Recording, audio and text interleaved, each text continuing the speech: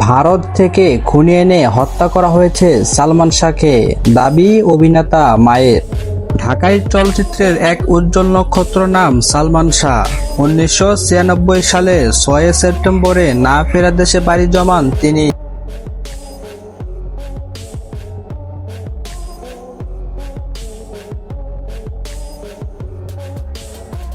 1993 সালে সোহানুর রহমান সোহান পরিচালিত কেয়ামত থেকে কেয়ামত সিনেমার মাধ্যমে ঢালিউডে পা রাখেন তিনি। ধূমকেতুর মতো আবির্ভাব হওয়া এ তারকার অল্প দিনের ক্যারিয়ারে জায়গা করে নিয়েছেন সব শ্রেণী পেশা দর্শকদের হৃদয়ে। অল্প সময়ের ক্যারিয়ারে সফলতা পেয়েছিলেন যেমন, একই সঙ্গে আবার অনেক ব্যবসা সফল সিনেমাও উপহার দিয়েছিলেন এ তারকা। 1996 সাল পর্যন্ত মাত্র 3.5 বছরে 27টি ব্যবসা সফল সিনেমা উপহার দেয়। অভিনয় দক্ষতা, স্টাইল ও ফ্যাশনের জন্য এখনো অবস্থার নায়ক সালমান শাহ।